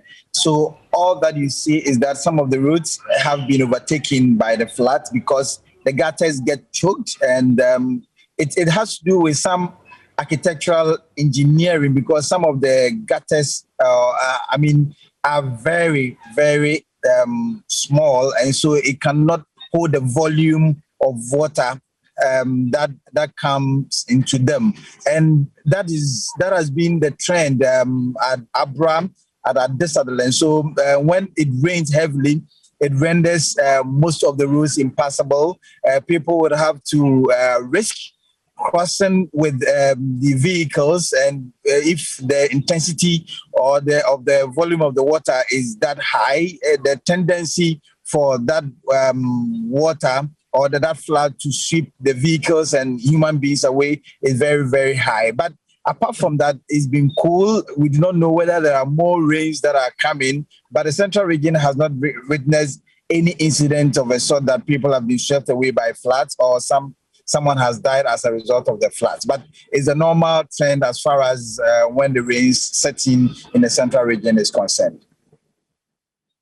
Time. Thank you for interacting with us live this morning, bringing us the latest in the central region. Thanks to you, Richard Kwejonako, our correspondent there in the central region. And of course, my colleague at Love FM, Nanayao Jima. This has been From the Regions. When we return, it's all about that super duper clash coming up on Sunday as Krabia Kumasi Asante Kotoko locks horns with Accra Hearts of, well, I call them of old, but they say it's Accra Hearts of Oak. We'll see whether the oak tree will stand come Sunday. And on Monday, Ibafe Puto. All of that action coming your way after this break.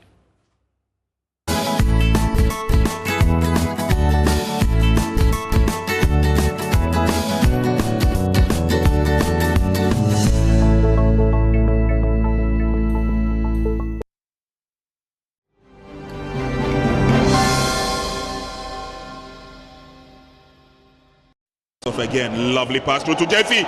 And that's a bright chance and a bright opportunity for the Kotoko captain. He won't miss this one. Certainly not. Well, goal number 5 for Emmanuel Jeffy. And again, another wonderful pass from midfield, locating Emmanuel Jeffy. And the moment he had the ball in front of him, with that pace, Jeffy was in pole position to slot home and beating goalkeeper Richard Bedu. Wonderful goal from Kumasi Asante Kotoko. And Jeffy has his 5th goal of the season.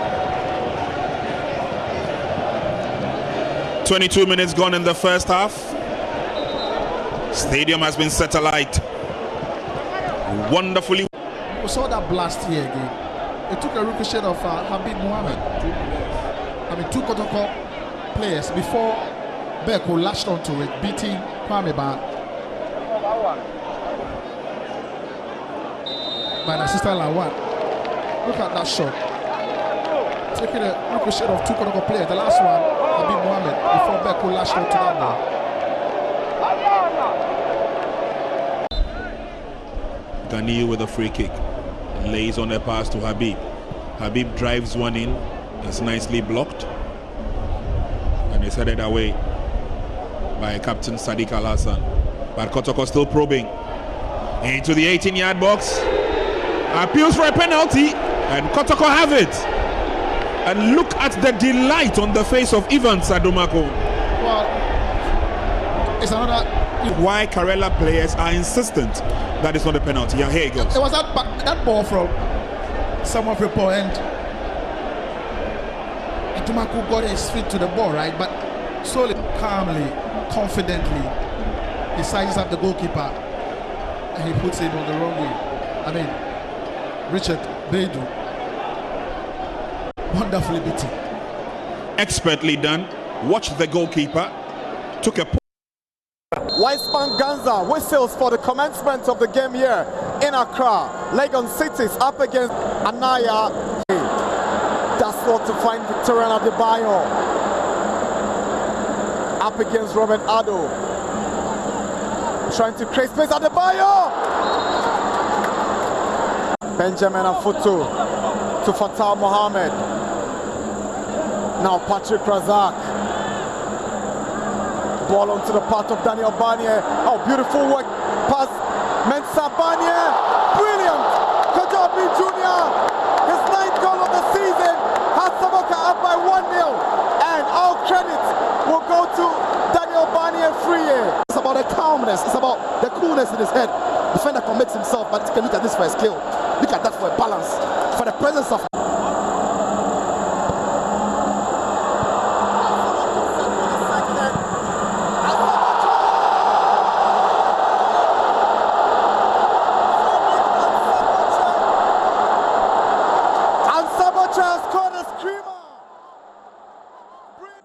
So who wins it? That's the big question. A number of points to be secured before being crowned title winners. Heart of Oak in white hot form. Kumasi Asante Kotoko also there in our own form. And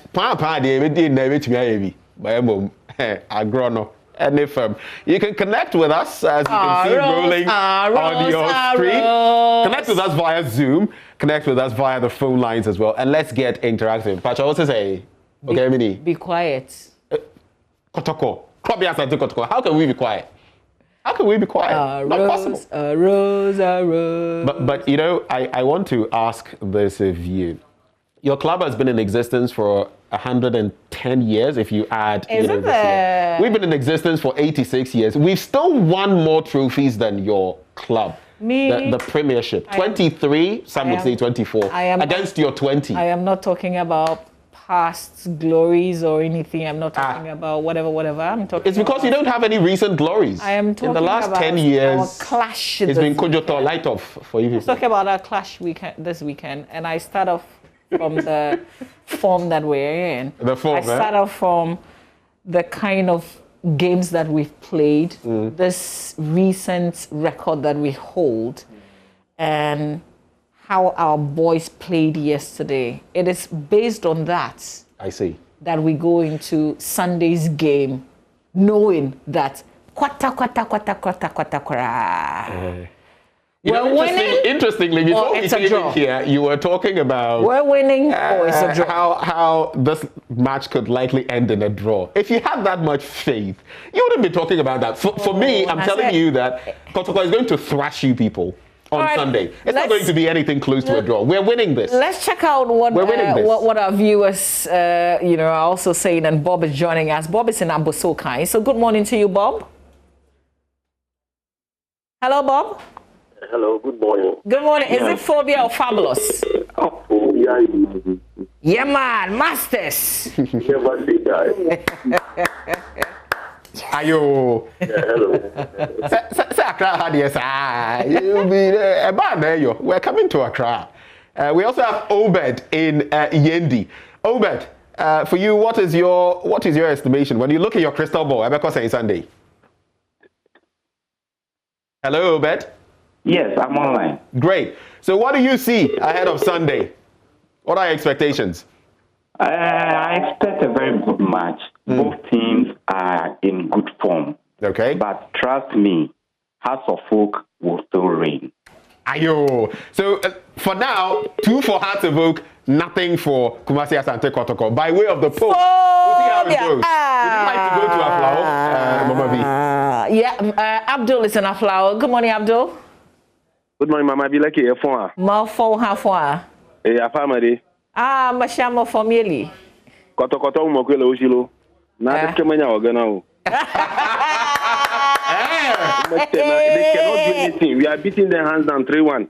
Thank you. So now we're even getting into predictions. 3-1. Oh, okay. Yeah. Not bad. Look, my Kotoko people, feel free and call in and let's show the pep we have. Because these Accra people had to vote. They think, and only cry to me. Kumasi Asante Kotoko. Look, let's hear from Sammy in Wa.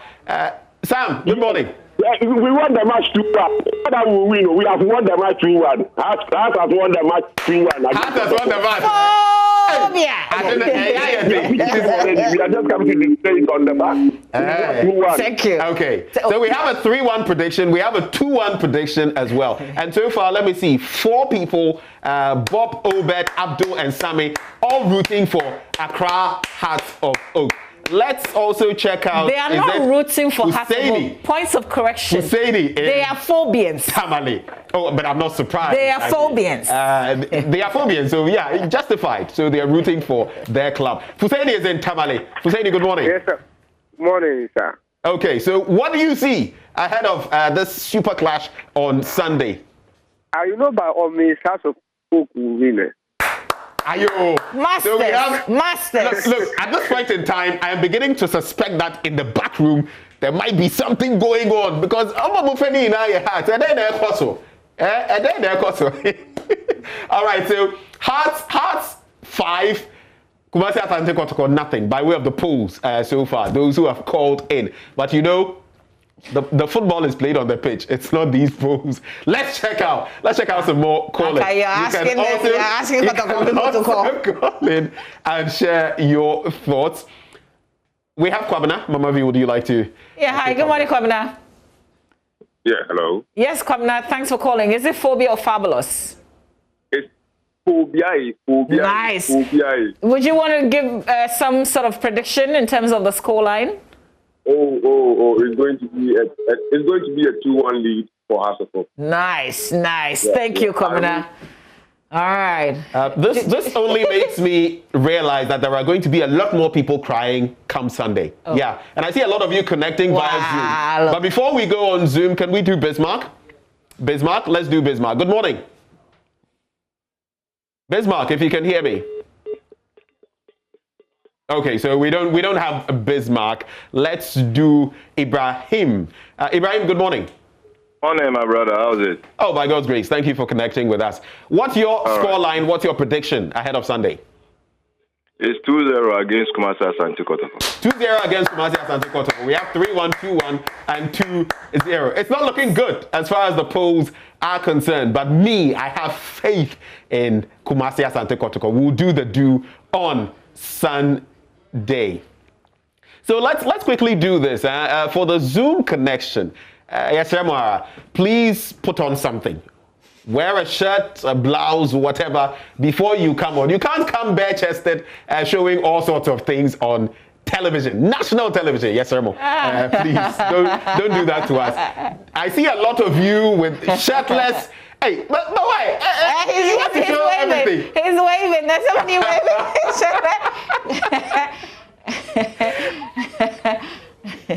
Okay, Baba B. Yeah, we're talking to Kwame. So, Kwame, Eric, kindly unmute and speak to me. Good morning. Good morning. Great. Where are you connecting from, Kwame? I'm connecting from Wasa and Kwaso in the Western region. Great. Is it phobia or fabulous? Definitely Asante Kotoko. No sign. And the score line? Definitely it's going to be 2-0. Okay, all right. Thank you very much, Eric Kwame and Mwako Pepra, for connecting with us. Amafu, go and wear a shirt. We won't speak to you. Okay, so the rule: no shirt or no blouse, no participation. Okay, let's do Joseph Kofi Forsen. Joseph, where are you? What is that? Yeah, hello. Yes, Joseph, I can hear you. Where are you connecting with us from? Yeah, I'm calling from Banana Inn. I'm in Banana Inn right now. Oh, Banana Inn. Nice. So what is your prediction ahead of the clash? Kotoko is just going to pip us one. Only one goal. Wait, are you a Hearts fan? Kotoko is going to score. I can't be a Hearts fan. How can I be a Hearts fan? Because I think I heard Kotoko is going to score us, something like that. That's why I was asking. So we're going to pip Hearts by a goal to nothing. Yes, a goal to nothing. Yeje, thank you very much. We seem to be making some progress. All right, let's connect to Martin now. Good morning, Martin. There you are. Martin, kindly unmute and speak to me. Where are you connecting from?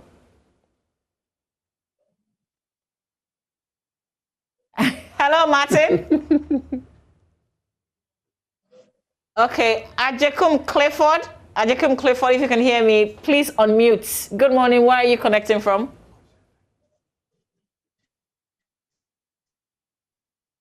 Oh, the technology seems to be failing us this morning. I see people very interested. But I see those with their children. So please, just note this rule. Once we connect with you, unmute. Speaking. Kotoko is going to win by 2-1. Yes. All right. Thank you very much. Let's see, who else are we connecting? The ITEL A33. Can you hear us? Kindly join with audio and unmute and speak to us. Okay, let's do Kaire. Where's Kaire? Good morning, Kaire. Please unmute. Where are you connecting from?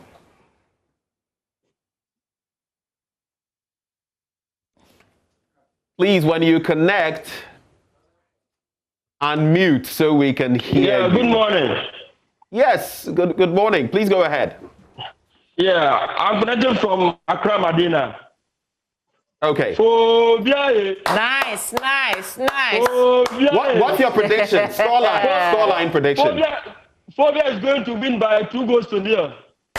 2-0. Okay. So now it is 8 for Phobia, 3 for Kotoko. Oh, I see the ITEL A33 with the kids. I would have really loved to hear from them. Okay, so ITEL A33, your family, please unmute and join the conversation. Mama B will interact with you. Please unmute and join the convo. Hi, with the two boys. ITEL A33, please unmute and speak to us. If you can hear us, where's the shirtless guy? Okay, no, you. So there's Shadrach, Amanfo, Shadrach. Please unmute, and then ITEL A33. I think you've unmuted now. Yes, we can hear you. Please go ahead. So Shadrach. ITEL A33. Can you hear us? No, I think he's frozen. Oh, so sad.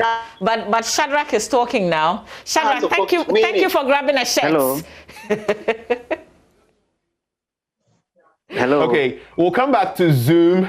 Do Itel and then Shadrach, assuming you're still here with us. But we're going on Facebook now to check out some of what people have been saying. Mamavi? Yeah, so you can join the conversation via Facebook as well. You can join us on Zoom, Facebook. And Richard Tay Obudai says, glorious Accra Hearts of Oak will win double this season. Heart 2 in Kotoko 1. Phobia. Abdallah Yaron says, good luck, Kotoko. So, see, confident. Definitely. Vim. Mohammed King Solomon said, culture for Hearts of Oak. The only difficult match was against Legon Cities. Kotoko be Yawakra. Phobia. I don't like this scoreline. Hearts of Oak 1, Kotoko 1, even though I want Hearts to win. I said it. Charlie, I will do Kofi Benayu. He says Kotoko 3, Heart of Oak 1. I'm saying 3-0. Okay, Joe Mesh says Kotoko will fall. Can one may? Oh, you skipped Emmanuel Akakpo, who what did he say? Heart will win this match. I believe. Okay. There's also Nene Manche Yawasidu, the first, who says, please, the security, very important point. Please, the security should be tight. We don't want any second May 9th again, or never. And there have been, has been talk about how many people will even be allowed to watch the match. But this one says 5-1 to the away team. Kwejo Dako Adai is sharing that. And you know the away team, right? Krobia Asante. Kotoko. You can roll your eyes, but bust on live and color. Let's go back to Zoom. Whom are we going to connect with? Let's check out. Okay, so Harris, we're going to start with you. Harris, what is your scoreline? What is your prediction, expectations? Good morning. It's interesting to note that Kotoko with 4. Yeah, man. Hearts will win. Yes. Yeah, man. Okay. Kotoko will fall, Hearts will win. Thank you very much for connecting and sharing your thoughts. Albert also is the next person we're connected with. Albert, kindly unmute. Tell us where you are.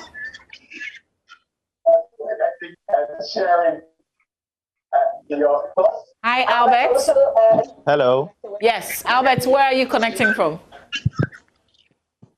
I'm from Diasu in the central region. Okay, great. Is it fabulous or phobia?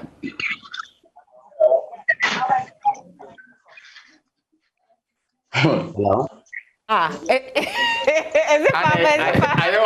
it fabulous or phobia? Phobia all the way. Phobia, nice. Okay. Scoreline? I think we've lost him. No, he is. Scoreline, Albert. Oh, 2-1. Okay, great. Thank you very much. We 2-1. We are predicting 5-0, 3-1 and stuff. 2-1. We leave him. Let's check out Prince. 2-1. It is going to be 2-1. Ayo, thank you. Prince Asante, thank you for connecting. Prince, good. So what is your prediction? Yeah, I'm going for fabulous. And okay, what's your scoreline? It's a tough match, and then this is a decision maker match. So Fabulous will take the win, 2-1. Nice. 2-1. Okay, nice. So Fabulous, please up the numbers. Kumasi Asante Kotoko now with 4 people saying we're going to win. And we'd also like to know if some of you are going to be at the stadium on the day, now that there are some permissions for some people to be at the stadium. Hello. Phobia Redeemer. Redeemer Noako, kindly unmute and speak to me. Where are you connecting from? You are claiming the person already? I can see one. When I see here. Hello. Yes, Redeemer, where are you connecting from? I'm connecting from Kotoko. Okay, great. And what do you see? What do you see? How is the game going to go like on Sunday? In favor of Hearts of Oak. Beautiful colors, beautiful women like you. Shit. Thank you, Redeemer. I feel you, man. Thank you so much. Did you hear that? Beautiful colors, beautiful women. We flood them. We flood them finished. Let's move on to the next one. Whom are we going to connect with next? Who's ready? Whom are we connecting with? Of course, the Zoom ID, the passcode, live on your screen. Hello. So we'll be coming back to you shortly, but let's do some more comments from Facebook. Just hold, don't go away yet. We also have Kofi King, who says only Hearts can revive Ghana football. Not a direct answer, but Dylan Beidou says, I think it will be a goalless draw. Oh, that one there, no line. Mwobia. Adolf Akom says Accra is red, yellow, and blue. Well, it can be Accra, but Kumasi is coming to Accra. Mark Jima says Hearts will Hearts 3, Kotoko 1. And Adams Frank says it will be tough game. Anyone can win, or it could be a draw. Isaac says Kotoko 1, Hearts 0. Kofi Ken says Kotoko people should understand football. If the disallowed goal against Oli was to be them, only God knows what might happen. Child, I don't even know where I'm going with this one, but phobia. So that's a past. Kofi Ken. Nana Bwachi Adam says Kotoko will win by 1 goal. James says Enye Kasa Accra has been red since. Oh, who talk? Don't you see? What should we man pay? Accra has been red since. The colors are there. Since. It is blue, it is yellow. Agrono, you see any firm. Now, Eddie Sampson says Hearts will win. Echo Daniel says Kotoko 2, Hearts nothing. Kwabna Savia says Phobia. Masters 3. Asante Kotoko nothing. Thank you for calling us your masters. William Dodu. No, I'm only reading what the message says. William Dodu says Hearts 1, Kotoko 0, and then Hakim Ochre, and you say win for Kotoko. So we'll take some more of your messages as and when it's possible to do so. Kuntum Blankson says Kotoko 3, Hearts 1. Clifford Ampofo says never say die. Another 3 points. Loading. Ayo. Desmond Abaka says Hearts 2, Kotoko 3, nothing. Okay. So those are some of your predictions that you've been sharing with us. We shall go back to Zoom. Mama V, let's check out some more of our Zoom. All right. Ajakum, good morning. Kindly unmute. Ajakum Obed, kindly unmute and tell me where you are now. Hello. We haven't mentioned your name, please don't speak yet. Okay. So we're talking now to Ajakum Obed Kofi. Please unmute and tell me where you are. Yeah, from Ajakum, please speak up. Where are you connecting with us from? Hello. Okay, I don't think that's working well, so we have to let you go for now. Eugene, hello. Eugene. Eugene, kindly unmute and tell us where you are. Eugene. Yeah, hello. Yes, Eugene. Eugene, please unmute. You're talking, we can't hear you, but I see that you're on mute. Aha, great. Where are you? What's up? Yo, I'm there for you, man. Yeah, you see the flag? Yeah, man.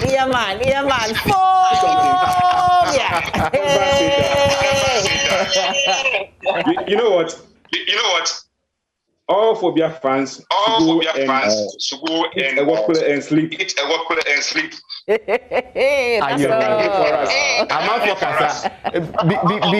Before we wrap up, I think I see a face I'm familiar with. Infinix Hot 9. Infinix Hot 9. I don't know whether you can hear us. Can you unmute Infinix Hot 9? Infinix Hot 9 play. No, it's just a face I think I know. Infinix Hot 9, can you hear us? Phobia. Yes, right. So where are you and what are your predictions? Benjamin. Yes, talk to me. Hello. What are your predictions ahead of Sunday? Well, Kotoko is going to win the match. Okay. Now can you cry? You said it. Kotoko is going to win the match. Thank you. This is Benson. This is Benson. Yes, Benson, thank you, for connecting. Like we see through. You planted him. Why shall we You planted it and say, feeling something. See? I've looked at my crystal ball. Kumasi Asante Kotoko is going to thrash Accra Hearts of Oak. You come and give me my stone on Sunday. All of you saying that Hearts of Oak is going to win. You come and give me my stone. I know that all of you wanted to say something about the game, but unfortunately, we don't have all the time to talk about this subject. Just some very important issue on this by way of ticketing. Somebody also mentioned security. So this is the information out there. There will be no selling of tickets at the stadium gates on Sunday, and only persons with tickets shall be granted access to the stadium. A joint security team made up of military and police personnel will be deployed at Vantage roads leading to the Accra Sports Stadium, and fans without ticket are being advised to stay away from the Accra Sports Stadium and its immediate surroundings on Sunday. However, if you're looking for a ticket to buy, you can go to the Hearts Secretariat in Asylum Down, Accra Sports Stadium, Nima Goyle, Neoplan Station, Dansuman Goyle, 37 Goyle, Kaneshi Goyle. Popular stand is 30 Ghana cedis. Center line Osu is 50. Lower VIP is 70, and upper VIP is 100 Ghana cedis. Buy your ticket ahead of the game on Sunday. Don't go to the stadium to buy a ticket. You will not even get to the stadium. There will be no tickets there.